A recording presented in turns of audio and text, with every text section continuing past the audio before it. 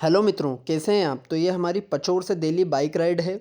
अगर आप इंदौर से दिल्ली भी आते हो, नेशनल हाईवे के थ्रू आते हो तो यही रूट है। वैसे भी मैप में 2-3 रूट और बताते हैं। अगर आप इंदौर से जाओगे तो वो बात अलग है। हम बात कर रहे हैं एबी रोड की, नेशनल हाईवे की। वो आप कहीं से भी जाओ। तो हमारा सबसे पहले पचौर के बाद ब्यावरा आया, ब्यावरा के बाद शिवपुरी, शिवपुरी के बाद ग्वालियर, ग्वालियर के बाद मुरैना, मुरैना के बाद आपका आ जाता है आगरा, आगरा के बाद आ जाता है आपका मथुरा, और देन फिरोज़ाबाद, और देन दिल्ली। ठीक है। सबसे पहली बात, आपका ऑलमोस्ट 800 किलोमीटर, 750 किलोमीटर के आसपास आपका दिल्ली पड़ेगा। अब दिल्ली में आपको कहाँ जाना है वो अलग बात है। दिल्ली की बात कर रहे हैं, 750 किलोमीटर, 750 किलोमीटर पड़ता है।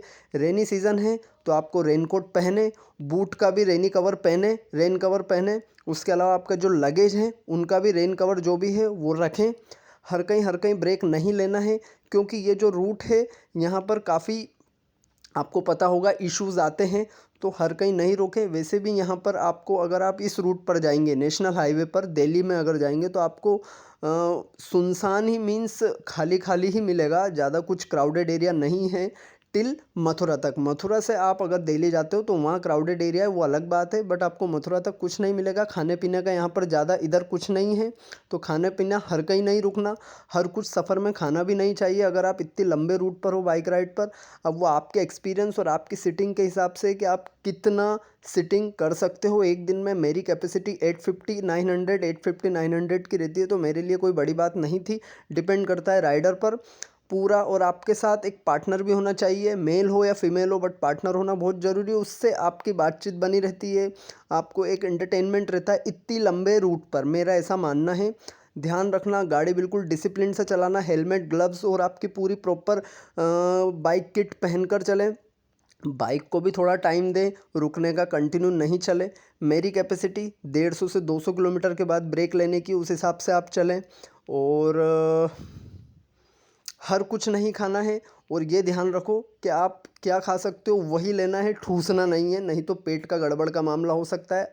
अब आप मथुरा से अगर दिल्ली जाओगे तो आपको काफ़ी ढाबे, काफ़ी रेस्टोरेंट मिलेंगे। अब डिपेंड ये करता है कौन सा रेस्टोरेंट आप चुने, कौन सा ढाबा है चुने, हाइजीन कौन सा है यहाँ पर। अब हम जब गए थे तो हमको मथुरा से लगातार दिल्ली तक ढाबे और रेस्टोरेंट मिले हैं अच्छे, लग्जरी, दिखने में बढ़िया। तो वो आप पर डिपेंड करता है कि आप कौन सा लें। आप paneer king, royal king, highway king, ये किंग, वो किंग, जितने भी किंग नाम से हैं सब यहाँ दिख जाएंगे आपको।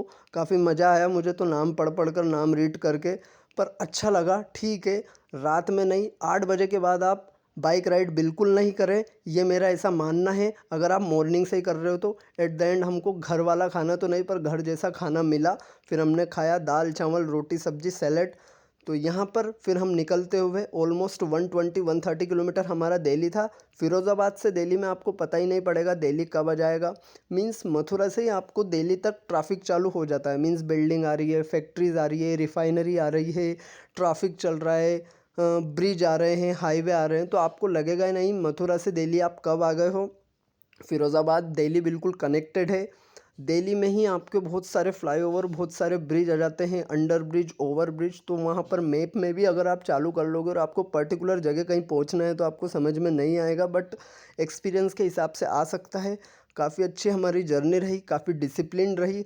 हर कहीं हमने खाया नहीं, हर कहीं हम रुके नहीं, और प्रॉपर प्लानिंग के साथ रही। ये देखो, आप दिल्ली मेट्रो देख रहे हो, यहाँ पर हम दिल्ली में आ चुके हैं। जब भी यहाँ से इस पर्टिकुलर जगह से भी दिल्ली 40 किलोमीटर दूर था, तो आप सोच लो दिल्ली कितना फैला हुआ है। काफ़ी रोड का काफ़ी इशू है यहाँ, कंफ्यूजिंग रोड है। तो एट द एंड हम